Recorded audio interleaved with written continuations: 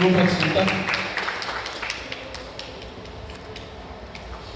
Glória a Deus. Deus, quando Ele criou o homem, lá no Gênesis, a Bíblia diz que toda a criação de Deus foi feita com o seu haja. Haja luz e houve luz. A Bíblia vai dizer que Jesus disse: haja firmamento, separações da água do céu e da água de baixo. E assim ocorreu. Todos nós conhecemos a história da criação. Para nós cristãos, demorou 6 dias para Deus criar as coisas. No 7º Ele descansou. Mas para os judeus, eles contam que são 1000 anos da criação do universo. Um ano para Deus, um dia para Deus tem 1000 anos. 1000 anos como um dia. Eles contam a criação do universo assim. E quando Deus ele faz toda a sua criação, tudo aquilo que povoasse a terra, desde os répteis até os vegetais, a Bíblia diz que Deus, ele, por último, com tudo aquilo que sobrou da criação, Ele cria o homem. Às vezes a gente diz que nós somos a coroa da criação de Deus, nós somos o ápice da criação de Deus. Meu irmão, eu e você somos o que restou da criação. Você pode ver que quando não tinha mais nada para Deus criar, Ele lembrei do homem. Vamos fazer um homem? Fomos deixados por último. A Bíblia vai dizer que Deus ele olha para a terra, assim como quando Deus ele criou todo o universo.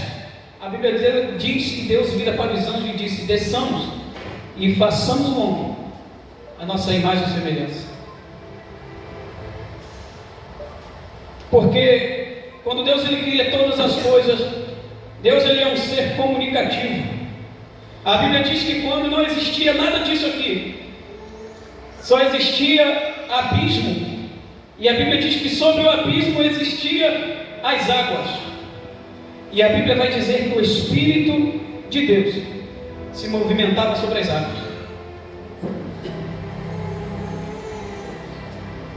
Marcos, quando ele escreveu o seu evangelho, Marcos ele escreveu aos romanos. Então, quando Marcos ele escreve o seu evangelho, a Bíblia vai dizer que Marcos ele escreve e mostra um Jesus que não para, porque os romanos eram homens que não paravam, eram homens que estavam aqui, daqui a pouco estavam ali, daqui a pouco saíam e iam para lá, estavam sempre em movimento. Então o que Marcos vai dizer? Para mim poder conquistar os romanos, eu tenho que escrever um Deus ativo. E a Bíblia vai dizer que ele começa a escrever que Jesus saiu da Galileia, andou por cima do mar. Depois, quando ele sai da Galileia, andou por cima do mar, ele vai para Naim. Lá ele visita aquela cidade. Dali ele sai, vai para Cafarnaum. Enfim, ele sai, ele mostra um Deus que anda, que se movimenta. Um Deus que multiplica os pães. Daqui a pouco está no monte, daqui a pouco está se transfigurando. Ele nunca para. Ele está sempre mostrando um Deus que faz. Quando Deus ele cria o homem,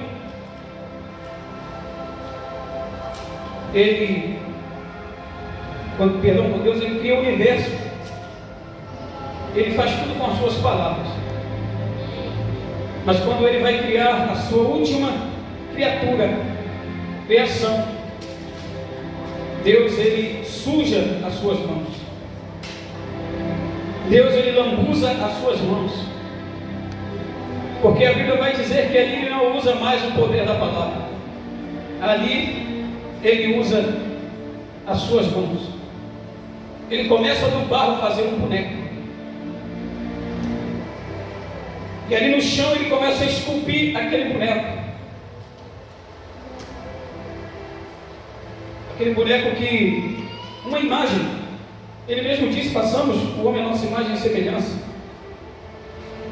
E a única criação que Deus fez que os anjos não compreenderam o que ele estava fazendo era o homem.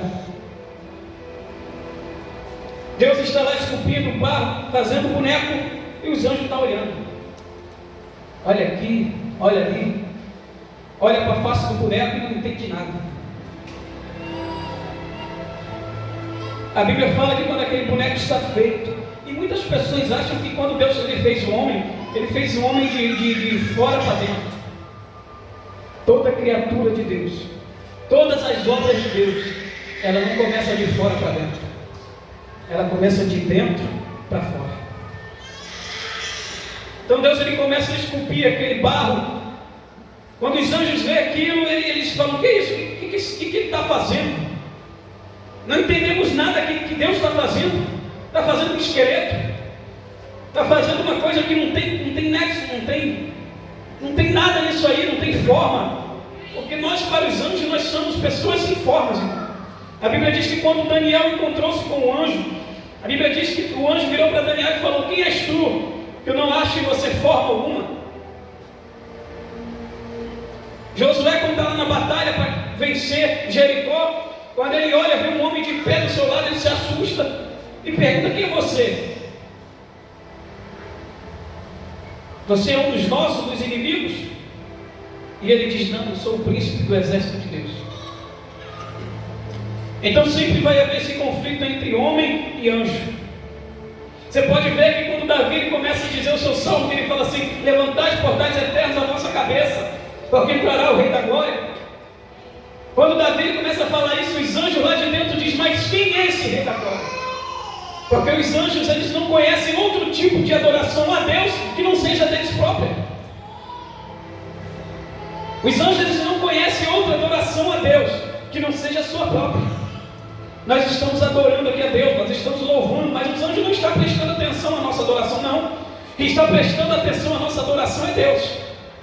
Porque os anjos já o adoram lá em cima 24 horas. Eles não têm tempo de parar para olhar: eles estão adorando, não. Então para eles não existem outros tipos de adoradores, só eles. Por isso que quando Davi começa a adorar a Deus, dizendo: para que entre o Rei da Glória, os anjos perguntam: quem é esse Rei da Glória? Porque nunca ouvimos ele, nós nunca nem sabemos quem é ele. Por quê? Quem estava adorando ao Rei da Glória era Davi, era homem. Aí quando os anjos estão confusos, Davi mostra para eles que são o Rei da Glória: o Senhor dos Exércitos, o poderoso nas batalhas, este é o Rei da Glória. Aí os anjos se tocam e dizem: é Jesus. Deus ele fez o homem para viver eternamente. Coloca o homem no jardim. E quando o homem é colocado no jardim, quando o homem está feito, a Bíblia diz que o homem sente falta de alguma coisa. E a Bíblia diz que Deus faz o homem dormir. Ou na verdade cochilar. Deus faz o homem cochilar num sono profundo. Sempre que quando a Bíblia vai dizer cochilar, dormir, no âmbito espiritual, vindo de Deus, não é dormir que nem você dorme, é morrer. Então Deus pega o homem, mata o homem. Ele tem o poder da vida na mão dele. Ele mata, ele vai viver, ele fere, ele cura. E ali ele vai operar a sua criatura. Sabemos que ele tira a mulher da costela de Adão. E ali quando Deus tira, Deus ele começa a trazer os seus preceitos, as suas leis. Tem gente que fala que a lei de Deus só vem com Moisés. Não, a lei de Deus já existe há muitos anos. A lei de Deus já vem com ele há muito tempo. Não precisou de Moisés escrever as leis, não. O que Moisés escreveu foi as leis mosaicas, as leis morais. Porque as leis civis já vinham desde o tempo que Deus criou o mundo. A Bíblia diz que Deus coloca o homem no jardim e coloca: de todas as árvores comereis, menos a do conhecimento do bem e do mal. Essa aí nem tocarás. Jesus ele diz: nem tocarás, que dirá comer. Todos nós conhecemos a história, sabemos que Adão vai lá, pega o fruto, Adão não leva, vendo que a fruta era boa, e oferece para Adão, e Adão come. Aí começa a guerra do ser humano. Aí começa a guerra do homem. Aí já começa o homem culpar o outro. A Bíblia diz que quando Deus vem visitar Abraão no cair no cair da tarde, que procura por Adão. A Bíblia diz que Deus não acha eles. Quando Deus vai ver, eles estão escondidos. Aquilo para Deus minimamente era estranho, porque o homem nunca se escondia dele. E Deus chama Adão. Quando Deus chama Adão, vê que ele está escondido, porque ele reconhece que está nu. A primeira coisa que ele faz é pegar ramos de palmeiras para se cobrir, por causa da sua vergonha. Aí quando Deus vai perguntar para Adão, que é o chefe da família, começa a guerra entre homem e mulher. Você já viu? E essa guerra se estende até hoje. Hoje em dia, por mais que a mulher tenha estudo, por mais que a mulher seja mais instruída que o homem, por mais que a mulher seja mais inteligente que o homem, por mais que a mulher faça mais coisas que o homem, mas em uma profissão, por mais que um homem engenheiro, uma mulher engenheira, um homem médico, uma mulher médica, se você pegar no contra-cheque dos dois, você vai ver a guerra de Adão e Eva. Por mais que ela seja mais instruída, o homem é sempre mais valorizado. Por mais que ela seja mais inteligente, faça mais coisas, o homem sempre ganha mais. Hoje, isso já não é tão punho a ferro. Tem mulheres que ganham muito mais que homens, mas a valorização não é a mesma.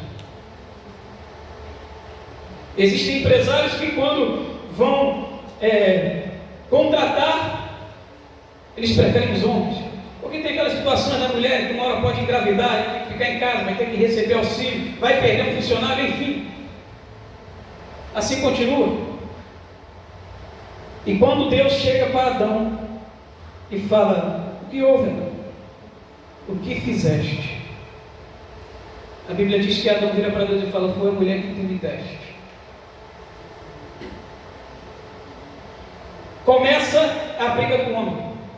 A Bíblia diz que quando Deus chega para Adão para conversar com ele, porque sempre que acontecer algo de errado na família, sempre que acontecer algo de errado no centro da casa, Deus vai sempre no homem. E Adão colocou a culpa em Deus. E Deus diz: foi a mulher que eu te dei? Mas onde é que estava Adão quando a mulher estava errando?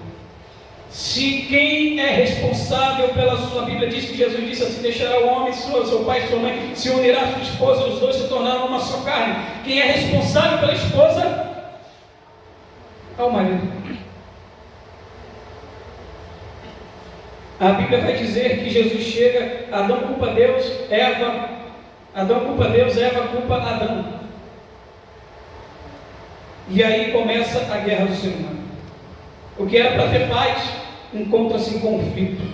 A Bíblia vai dizer, lá em Gênesis, capítulo 3, versículo 13, que Jesus vira para a serpente. Que Deus, vira para a serpente e fala uma profecia que iria se cumprir aqui no livro de Lucas, capítulo 1, versículo 35, onde nós lemos. Eu fiz só a base para chegar aqui. Deus ele diz assim: porém, inimizade entre ti e a mulher, entre a tua semente e a sua semente, e esta te ferirá a cabeça, e tu lhe ferirás o calcanhar. Aqui já estava a primeira profecia no Antigo Testamento sobre a vida de Jesus. Aqui estava a primeira profecia, o ápice de jogar no ar, que Jesus ia nascer. Deus ele tem suas formas de trabalhar, Deus ele tem seu jeito de agir. E se passam os anos, passam-se os séculos, e nada dessa criança nascer, nada desse menino nascer. Aparecem os patriarcas, aparecem os juízes, e nada desse homem nascer, dessa criança nascer. E o que eu quero me basear nessa palavra de hoje é o que o anjo disse para Maria, porque para Deus nada é impossível. Meu irmão, não sei qual o problema que você tem passado na sua vida, dificuldades que vêm surgindo ou que irão surgir. Eu não sei o que o inimigo tem colocado, ou às vezes o que as coisas do dia a dia, a vida. Eu costumo dizer que enquanto nós estivermos nessa carne, nós seremos vítimas dessa carne. Enquanto nós estivermos presos a esse corpo, enquanto a nossa alma e nosso espírito estiver preso aqui, nós vamos ser vítimas desse corpo. Não adianta tentar escapar nem para o lado nem para a direita. Paulo ele diz: miserável homem que sou, quem me livrará desse corpo, da morte do fim? Não interessa, por mais que você viva 100 anos, mais de 100 anos, uma hora a morte vai chegar para você. O que eu quero dizer para você é que nós podemos viver nessa vida, porque Eclesiastes, Salomão, ele vai dizer: nós que estamos vivos, temos uma certeza que um dia iremos morrer. Ele chega e diz: os que estão mortos não têm ciência de nada, mas nós que estamos vivos, temos uma certeza que um dia iremos morrer. Foi predestinado ao homem, a Bíblia diz: todos pecaram e destituídos foram da glória de Deus. Todos nós que estamos aqui pecamos, continuamos pecando, vamos pecar. Mas a Bíblia diz que para isso, por causa disso, se manifestou o Filho de Deus, para tirar o pecado do mundo. O homem ele destrói, o homem é sempre assim. O homem ele destrói, Deus constrói. O homem ele derruba, Deus vai lá e dá um jeito. O homem acabou com a sua eternidade. Aí sabe o que Deus fez? Não. O que eu faço não pode se acabar.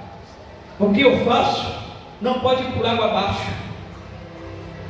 Vou fazer o seguinte: eu fiz você para viver em carne eternamente. Não quis? Vai passar pela morte, mas a eternidade vai existir. Só que agora vai ser muito mais complicado. Quando o homem peca, a Bíblia diz que um dos castigos de Deus é que o homem, para se sustentar, ele tem que trabalhar e se sustentar com o seu próprio suor. Para a mulher, a dor de parto, né? Quando você chegar no céu, mete a mão na cara de Eva. Por culpa dela, você sente dor de parto. A Bíblia diz que Jesus, ele, além disso, o homem acarreta de outros pecados, porque o salário do pecado é a morte. O homem já começa a sentir dores, o homem começa a sentir tristezas, o homem começa a sentir a morte, a fadiga, o cansaço. Mas para Deus nada é impossível. Quando se cumpre a promessa, quando Jesus nasce, a Bíblia diz que que Deus vai atrás de Maria. E como todos o percurso, todos os homens que estão nessa terra, ele tem que sofrer aquilo que a carne oferece. Você quer ver uma coisa? Muitos erros que cometemos, muitas falhas que muitas das vezes acontecem na nossa vida, não é culpa do diabo, não. É a nossa carne. Deus ele virou para Pedro e falou o seguinte: estejas pronto, preparado, porque o espírito está forte, mas a carne é fraca. Né? Quem aqui já foi da roça? Sabemos que na roça, quando nós vamos pegar lenha, olha só, nem tudo é culpa do diabo. Quando nós quebramos a madeira, já viu que muitas das vezes a madeira ela fica agarrada e você puxa e ela não vem? O que a gente tem que fazer? Tem que pegar uma madeira mais grossa, mais firme, colocar naquela lacuna quebrada da madeira, e ali o que a gente faz? Ou a gente dá um pisão, ou a gente joga qualquer coisa pesada, uma pedra, qualquer coisa, para quebrar, arrancar aquela lenha do ramo. O diabo ele é assim também. Ele só precisa de uma oportunidade. Às vezes você dá lugar para a carne, aí ele vem com a madeirinha dele, enfia no negócio da carne e quebra o resto. Mas a culpa é de quem? Da carne. Ele só aproveitou. Aí a Bíblia diz que Deus precisa, sempre que Deus ele for fazer algo na terra, Deus ele vai precisar do homem. Sempre. Por isso que tem gente que diz: Deus não precisa do homem para nada. Quem te falou isso? Deus ele não precisa do homem para concretizar os seus propósitos, mas para a conclusão, para começar o seu propósito, ele precisa do homem sim. Deus ele não precisa do homem para concluir. Por quê? Porque se o homem aqui não quiser, ele levanta outro. A Bíblia diz que Deus ele vai em Maria de Nazaré, uma cidade de Belém. Ele chega na mulher que ninguém dava nada. A matéria-prima de Deus é o nada. Nazaré era uma das piores cidades que existia em Belém. Quantas das vezes nós paramos para olhar assim e falamos, poxa vida, Deus vai escolher aquele ali, que nem foi na casa de Jessé. Deus vai escolher aquele ali, porque aquele ali é formoso, aquele ali é bonito, olha os cabelos louros dele, olha os olhos azuis, olha o tipo físico dele, é esse aí que Deus escolheu para ser o rei. Deus vira para Samuel e fala, olha, não olha como o homem vê, eu não vejo como o homem vê. O homem te vê como é por fora, mas Deus te vê como é por dentro. Sabe por quê? Porque essa beleza física por fora, essa beleza que atrai por fora, essa beleza carnal, um dia ela vai acabar. Para Deus o que presta para Deus é o que está por dentro. Para Deus o que vale é o que está por dentro.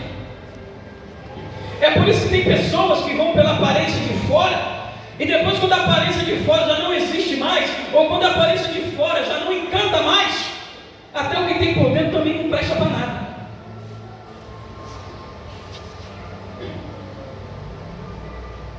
A Bíblia diz que Deus, Ele escolhe Davi, e do ramo de Davi nasce Jesus. A Bíblia vai dizer que Isaías profetiza sobre Jesus, se eu não me engano, em Isaías 40, a qual, para quando olhávamos para Ele, não achávamos beleza nenhuma nele, formosura nenhuma vimos nele. Era dentre os homens o mais imperfeito. O mais, quando ele fala imperfeito, não é questão de falhas. Quando ele fala imperfeito, é questão de aparência. Não era formoso. Aí ele vai dizendo, mas sobre ele caiu a ira de toda a humanidade. Como oprimido de Deus e abatido, ele levou sobre si todas as nossas enfermidades. Às vezes, irmão, o dilema da tua vida vai ser resolvido por uma coisa que você menos dá valor.